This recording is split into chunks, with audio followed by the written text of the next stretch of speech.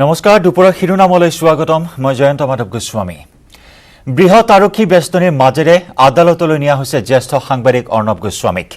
আলিবাগত এক দুৰ্গ সদৃশ পৰিৱেশে বিৰাজ কৰিছে আলিবাগত দুৰ্গ সদৃশ পৰিৱেশ মুম্বাই আৰক্ষীৰ পুৱা গ্ৰেপ্তাৰ ৰিপাব্লিক টিভিৰ এডিটৰ অৰ্ণৱ গোস্বামীক মুম্বাই আৰক্ষীয়ে গ্ৰেপ্তাৰ কৰিছিল অৰ্ণৱ গোস্বামীক উল্লেখযোগ্য যে 2018ৰ এটা গোচৰত গ্ৰেপ্তাৰ কৰা হয় সাংবাদিকগৰাকীক অৰ্ণৱ গোস্বামীক শাৰীৰিকভাৱে অপদস্থ কৰাৰ অভিযোগ উত্থাপিত হয় গতিয়াই পুলিশ ভানত উঠাই লৈ যোৱা হয় অৰ্ণৱ গোস্বামীক আৰু অৰ্ণৱ গোস্বামীৰ গ্ৰেপ্তাৰৰ পিছতে মহাৰাষ্ট্ৰ চৰকাৰক বিজেপিয়ে কঠোৰ ভাষাৰে সমালোচনা কৰে উল্লেখযোগ্য যে অৰ্ণৱ গোস্বামীয়ে দুজনক আত্মহত্যাৰ বাবে প্ৰৰোচিত কৰাৰ অভিযোগ উত্থাপিত হৈছিল 2018 চনত আলিবাগ থানাত আত্মহত্যাৰ বাবে প্ৰৰোচিত কৰাৰ অভিযোগত অৰ্ণৱ গোস্বামীৰ বিৰুদ্ধে ৰুজু কৰা হৈছিল গোচৰ আৰু সেই গোচৰৰ ভিত্তিতে আইপিচিৰ 306 ধাৰাত মুম্বাই আৰক্ষীয়ে গ্ৰেপ্তাৰ কৰে অৰ্ণৱ গোস্বামীক জামিনবিহীন ধাৰাত গ্ৰেপ্তাৰ কৰা হয় দোষী প্ৰমাণিত হলে 10 বছৰ পৰ্যন্ত কাৰাবাস খাটিব লাগিব পাৰে অৰ্ণৱ গোস্বামীয়ে আলিবাগ আৰক্ষীয়ে দুৰ্গ সদৃশ পৰিস্থিতিৰ সৃষ্টি কৰিছে এই মুহূৰ্তত আমি জনাইছো কটকটীয়া নিৰাপত্তা বেষ্টনীৰ মাজেৰে আদালতলৈ লৈ যোৱা হৈছে অৰ্ণৱ গোস্বামীক অবৈধ নিৰাপত্তা বেষ্টনী গঢ়ি তোলা হৈছে আলিবাগত আমি দেখুৱাইছো দৃশ্যাৱলী আজি পুৱাৰ ভাগত এনেদৰে বলপূৰ্বকভাৱে উঠাই লৈ যোৱা হৈছে অৰ্ণৱ গোস্বামীক শাৰীৰিকভাৱে অপদস্থ কৰাৰ গুৰুতৰ অভিযোগ উত্থাপিত হৈছে আৰক্ষীৰ বিৰুদ্ধে আৰু অৰ্ণৱ গোস্বামীক এনেদৰে হঠাৎ গ্ৰেপ্তাৰ কৰাৰ পিছতে এতিয়া তীব্ৰ প্ৰতিক্ৰিয়াৰ সৃষ্টি হৈছে বিভিন্ন মহলে প্ৰকাশ কৰিছে প্ৰতিক্ৰিয়াৰ বিশেষকৈ বিজেপিয়ে তীব্ৰ প্ৰতিক্ৰিয়া প্ৰকাশ কৰিছে আৰু এইখিনি মুহূৰ্তত আমি দেখুৱাইছো পোনপটীয়া সম্প্ৰচাৰ আদালতত হাজিৰ কৰাৰ প্ৰাক মুহূৰ্তৰ আমি দৃশ্য দেখুৱাইছো এয়া পোনপটীয়া সম্প্ৰচাৰ কটকটীয়া নিৰাপত্তা বেষ্টনীৰ মাজেৰে এয়া অৰ্ণৱ গোস্বামীক লৈ অনা হৈছে আদালতলৈ আলিবাগৰ দৃশ্য আমি দেখুৱাইছো আলিবাগ আদালতত এনেদৰে নিৰাপত্তা বেষ্টনী গঢ়ি তোলা হৈছে নিৰাপত্তাৰ অভেদ্য দুৰ্গলৈ পৰিণত কৰা হৈছে আলিবাগ এই মুহূৰ্তত আমি দেখুৱাইছো পোনপটীয়া সম্প্ৰচাৰ 2018 চনৰ গোচৰত গ্ৰেপ্তাৰ কৰা হয় অৰ্ণৱ গোস্বামীক 306 ধাৰা জামিনবিহীন ধাৰাত গ্ৰেপ্তাৰ কৰা হয় অৰ্ণৱ গোস্বামীক আৰু দোষী সাব্যস্ত হলে 10 বছৰ পৰ্যন্ত কাৰাবাস খাটিব লাগিব পাৰে অৰ্ণৱ গোস্বামীয়ে हेलो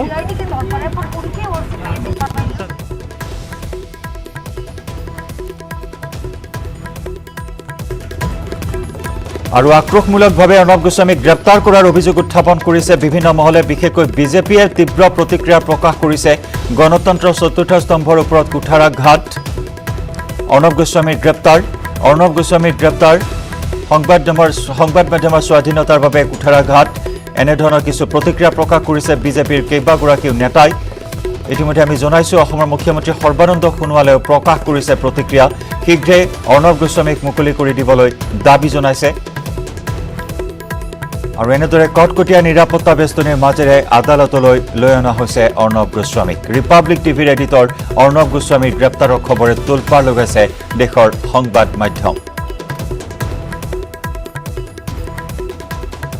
মহাৰাষ্ট্ৰ চৰকাৰৰ বিৰুদ্ধে আক্ৰোশমূলকভাৱে গ্ৰেপ্তাৰ কৰাৰ অভিযোগ উত্থাপন কৰিছে বিজেপিয়ে কিয়নো শেহতীয়াকৈ সুশান্ত সিং ৰাজপুতৰ মৃত্যু সন্দৰ্ভত ৰিপাব্লিক টিভি তথা অৰ্ণৱ গোস্বামীয়ে বিভিন্ন বাতৰি পৰিৱেশন তথা সম্প্ৰচাৰ কৰিছিল আৰু তাৰ পিছতেই অৰ্ণৱ গোস্বামীক গ্ৰেপ্তাৰ কৰাৰ পিছতে আক্ৰোশমূলকভাৱে অৰ্ণৱ গোস্বামীক গ্ৰেপ্তাৰ কৰাৰ অভিযোগ উত্থাপিত হৈছে মহাৰাষ্ট্ৰ চৰকাৰৰ বিৰুদ্ধে মুম্বাই আৰক্ষীৰ বিৰুদ্ধে বিভিন্ন প্ৰশ্ন উত্থাপন কৰিছিল অৰ্ণৱ গোস্বামীয়ে সুশান্ত সিং ৰাজপুতৰ মৃত্যুৰ তদন্তৰ ক্ষেত্ৰত মুম্বাই আৰক্ষীয়ে অনিহা প্ৰকাশ কৰা বা লেহেমিয়া প্ৰদৰ্শন কৰাৰ বাবে মুম্বাই আৰক্ষীক বিভিন্ন প্ৰশ্ন উত্থাপন কৰিছিল মুম্বাই আৰক্ষীক সমালোচনাৰে থকা সৰকা কৰিছিল অৰ্ণৱ গোস্বামীয়ে আৰু তেনেধৰণৰ কিছু আক্ৰোশমূলক কাৰ্যৰ বাবেই অৰ্ণৱ গোস্বামীক গ্ৰেপ্তাৰ কৰাৰ অভিযোগ উত্থাপিত হৈছে মুম্বাই আৰক্ষী তথা মহাৰাষ্ট্ৰ চৰকাৰৰ বিৰুদ্ধে শেহতীয়াকৈ টিআৰপি কেলেংকাৰীটো নাম সাঙুৰ খাই পৰিছিল ৰিপাব্লিক টিভিৰ আৰু শেহতীয়াকৈ 2018 চনৰ এটা গোচৰত জামিনবিহীন ধাৰাত গ্ৰেপ্তাৰ কৰা হ'ল অৰ্ণৱ গোস্বামীক আত্মহত্যাৰ প্ৰৰোচনা কৰাৰ বাবে গোচৰ ৰুজু কৰা হৈছিল অৰ্ণৱ গোস্বামীৰ বিৰুদ্ধে আৰু সেই গোচৰতে জামিনবিহীন ধাৰা অৰ্থাৎ 306 ধাৰাত গ্ৰেপ্তাৰ কৰা হয় অৰ্ণৱ গোস্বামীক আৰু এনেদৰে আলিবাগ আৰক্ষীৰ অভেদ্য নিৰাপত্তা দুৰ্গৰ মাজেৰে অনা হৈছে আদালতলৈ ৰিপাব্লিক টিভিৰ এডিটৰগৰাকীক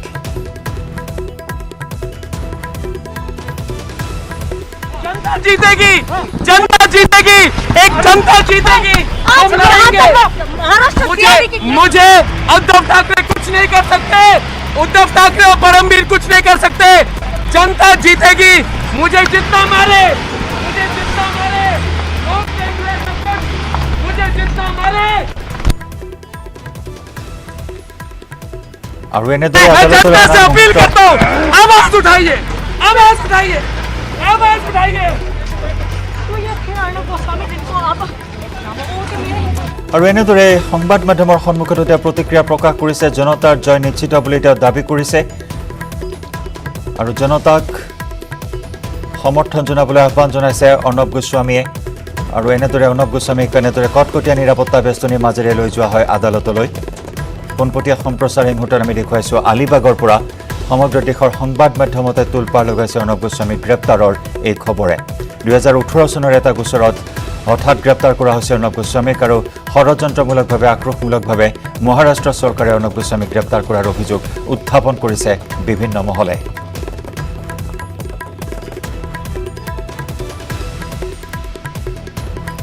আমি জনাই আহিছোঁ বিভিন্ন মহলে প্ৰতিক্ৰিয়া প্ৰকাশ কৰিছে অৰ্ণৱ গোস্বামীৰ গ্ৰেপ্তাৰ সন্দৰ্ভত প্ৰতিক্ৰিয়া প্ৰকাশ কৰিছে বলিউডৰ জনপ্ৰিয় অভিনেত্ৰী কংগনা ৰাণাৱতেও আগবঢ়াইছোঁ এই মুহূৰ্তত কংগনা ৰাণাৱতৰ মন্তব্য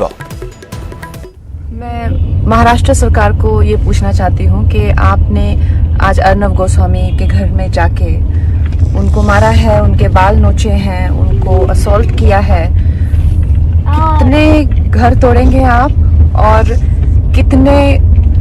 गले दबाएंगे, कितने बाल नोचेंगे आप, कितनी आवाजें बंद करेंगे आप? सोनिया सेना कितने मुंह बंद करेंगे आप? ये मुंह बढ़ते ही जाएंगे। आज कितने हमसे पहले कितने शहीदों के तो गले काटे गए हैं, उनको लटकाया गया है फ्री स्पीच के लिए। कोई बात नहीं, एक आवाज बंद करेंगे कई उठ जाएंगी। कितनी आवाजें बंद करेंगे आप? और गुस्सा क्यों आता है? कोई पेंगुइन कहता है तो गुस्सा आता है। अब पेंगुइन लगते हैं तो पेंगुइन कहेंगे, क्यों गुस्सा आता है? पप्पू सेना कहते हैं। अब पापा के पप्पू जैसा काम करेंगे तो पप्पू सेना तो कहेंगे। सोनिया सेना कहते तो गुस्सा आता है क्या? तो हो तुम सोनिया सेना।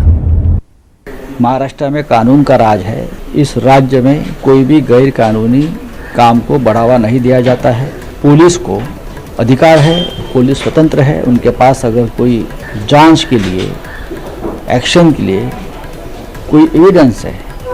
तो महाराष्ट्र की सरकार और यहाँ के राजनेता कभी भी पुलिस की कार्रवाई में हस्तक्षेप नहीं करते। आरोप ये लग रहा है कि बदले की भावनाओं से ये आरोप कौन लगा रहा है? प्रेस के आप लगा रहे हो? कौन लगा रहा है? केंद्र के मंत्री कह रहे कौन हैं। केंद्र के मंत्री? प्रकाश जावड़ेकर कह रहे हैं। अच्छा, तो ऐसा केंद्र ने 6-7 साल में या उससे पहले की जो सरकारें थी इस प्रकार की कोई कार्रवाई नहीं की है। ये प्रजातंत्र में इससे खराब दिन कुछ नहीं हो सकता है। कोई वरिष्ठ पत्रकार को, एक न्यूज़ चैनल की एडिटर को ऐसे अमानवीय व्यवहार करना, उनकी मानविक अधिकार को हनन करना, उसको कड़ी से कड़ी भाषा में निंदा करने से भी कम होगा। और ये एक राजनीतिक उद्देश्य से किया गया है।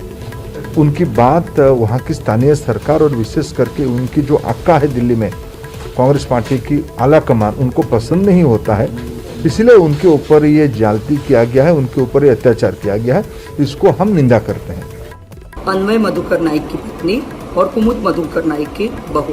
उनको श्रद्धांजलि अर्पित करती हूँ। 2 साल पहले यही दिन मेरे सास और मेरे पति ने अलीबाग के फार्म हाउस पे आत्महत्या की। आत्महत्या के पास जो चिट्ठी लिखी हुई थी, जो सुसाइड नोट छुड़ी हुई थी, उसमें लिखा हुआ था कि मेरे मृत्यु को अर्णव गोस्वामी कारणीभूत है। और ये सच है। अर्णव गोस्वामी का जो रिपब्लिक टीवी बना हुआ है वो मेरी पति की लास्ट आखिरी निर्मित थी। वहाँ 100 से भी ज्यादा लोग दिन रात मेहनत कर रहे थे। और रिपब्लिक टीवी वो स्टूडियो बनने के बाद लगातार 1 बरस तक मेरे पति, मैं खुद भी और मेरी कॉन्कॉर्ड डिजाइन्स की टीम उनसे पैसे के लिए भीख मांगते रहे। वक्त पे पैसा न देने की वजह से मेरे पति और मेरे सास को जान गंवानी पड़ी। मैं अर्णव जी से पूछना चाहती हूँ और सारे लोगों से पूछना चाहती हूँ, सुरेश वराड़े जी, अनिल पारसकर जी से भी पूछना चाहती हूँ कि यही घटना अगर आपके घर में घटी हुई होती तो ये FIR ऐसे ही कचरे के डिब्बे में जाती थी क्या? अर्णव गोस्वामी ग्रेप्तार गरिहना मुख्यमंत्री सर्बानंद सोनोवालर भारतीय गणतंत्र कोला दिन आख्या मुख्यमंत्री सोनोवालर आक्रोशर राजनीति बंध हब लागे बुली ट्विटत उल्लेख करे मुख्यमंत्री सर्बानंद सोनोवाले संबाद माध्यমৰ स्वाधीनता बजाय रखार आह्वान और शीघ्रेই अर्णव गोस्वामीक मुकলি কৰাৰ दाबी जनाय এই ट्विटत मुख्यमंत्री सर्बानंद सोनोवाले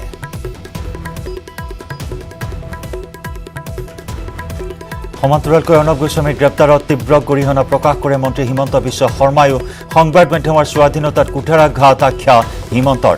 राजनैतिकভাৱে उद्देश्य प्रणोदितভাৱে ग्रेप्तार কৰা হৈছে अर्णव गोस्वामीक महाराष्ट्रत এতিয়া জৰুৰীকালীন অৱস্থাৰ পৰিৱেশ বুলি টুইটত মন্তব্য মন্ত্ৰী হিমন্তৰ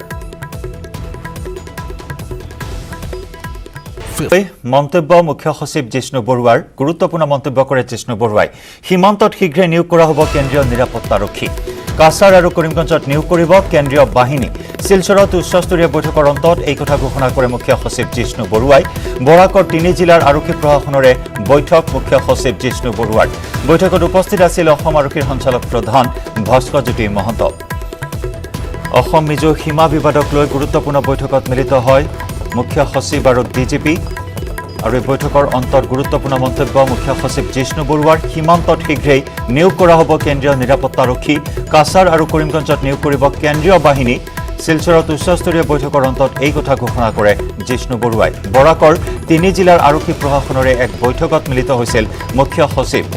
এই বৈঠকত উপস্থিত আছিল অসম আৰক্ষীৰ সঞ্চালক প্ৰধান ভাস্কৰজ্যোতি মহন্ত জাগিৰোডত সদৌ তিৱা ছাত্ৰ সন্থাৰ ৰাষ্ট্ৰীয় ঘাইপথ অৱৰোধ অসম ৰাজ্যিক ৰাজধানী ক্ষেত্ৰ উন্নয়ন প্ৰাধিকৰণ আইন 2017 বাতিল কৰা ষষ্ঠ অনুসূচীৰ সন্দৰ্ভত কেন্দ্ৰীয় চৰকাৰৰ সৈতে ত্ৰিপাক্ষিক বৈঠক অনুষ্ঠিত কৰা তিৱা স্বায়ত্ত পৰিষদৰ পৰা বাদ পৰা 124খন তিৱা অধ্যুষিত গাঁৱক অতি শীঘ্ৰে অন্তৰ্ভুক্ত কৰা ট্ৰাইবেল বেল্ট আৰু ব্লকৰ সংশোধনী প্ৰক্ৰিয়া বন্ধ কৰা আৰু জনজাতি ভূমিপুত্ৰসকলৰ দখলত থকা ভূমিৰ পট্টা প্ৰদান কৰাৰ দাবী তিৱা জাতীয় সংগঠনসমূহৰ চৰকাৰ বিৰোধী শ্লোগানেৰে ৰাজপথ উত্তাল কৰি তোলে প্ৰতিবাদকাৰীসকলে অৱৰোধৰ কাৰ্যসূচীত প্ৰায় সহস্ৰাধিক প্ৰতিবাদকাৰীয়ে অংশগ্ৰহণ কৰে জাগিৰোডত বিজেপিৰ কাৰ্যকৰ্তা সন্মিলন আৰু মৈত্ৰী আঁচনিৰ অধীনত নৱনিৰ্মিত আৰক্ষী থানাৰ ভৱন উদ্বোধনী অনুষ্ঠানত উপস্থিত থাকিব মুখ্যমন্ত্ৰী সৰ্বানন্দ সোণোৱাল আৰু তাৰ পূৰ্বেই তিৱা জাতীয় সংগঠনসমূহে সাব্যস্ত কৰিছে পথ অৱৰোধৰ এই কাৰ্যসূচী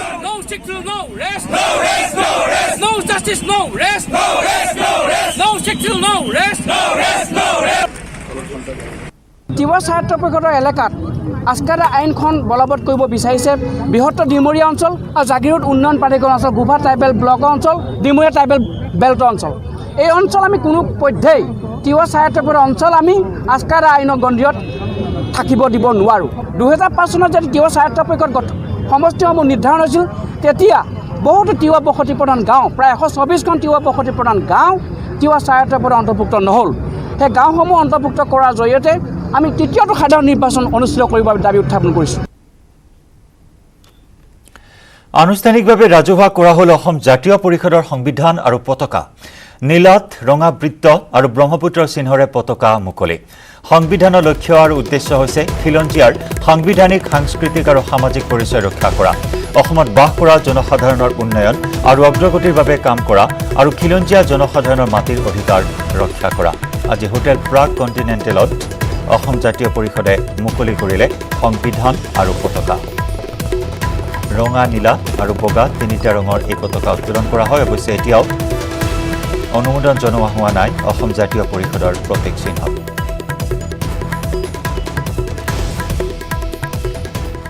মানকাছৰত এআইডিএফৰ কৰ্মী সভাত আজমলৰ হুংকাৰ শ্বেৰমান আলীক গ্ৰেপ্তাৰ কৰাৰ ক্ষমতা হিমন্ত বিশ্ব শৰ্মাৰ নাই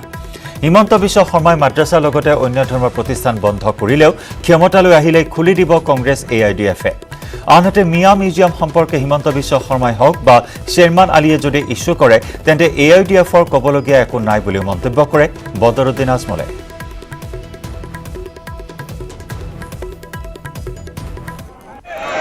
এইবাৰ एक धक्का दो आंदोलन को पार करो आंदोलन के मात्र 8000 मुझे আসছে গতবার না এবার ইনশাআল্লাহ কেউ আল্লাহর মেহরবানি যদি হয় পুরো শক্তি আন্দোলনকে এমএলএ বানাতে কি বাধা রাখতে পারবে না আমাদের মসজিদ মাদ্রাসা আল্লাহর মেহরবানি যদি হয় আমাদের কম আপনারা আল্লাহর উপরে ভরসা করে 1 টাকা 2 টাকা 10 টাকা 50 টাকা দিয়া মসজিদ মাদ্রাসা চালাইতেছেন না বলেন চালাইতেছেন না সরকারি কোটার প্রয়োজন আছে কি যে সরকার আমাদের মাদ্রাসা কেন বলতো কোরআন আমাদের ঈমান হাদিস আমাদের ঈমান আল্লাহ রাসূলের জীবনে আমাদের ঈমান কোন শক্তি কোন ভারতীয় জনতা পার্টি কোন এদিকে এই ঈমান আমাদের থেকে ছিনতে পারবে না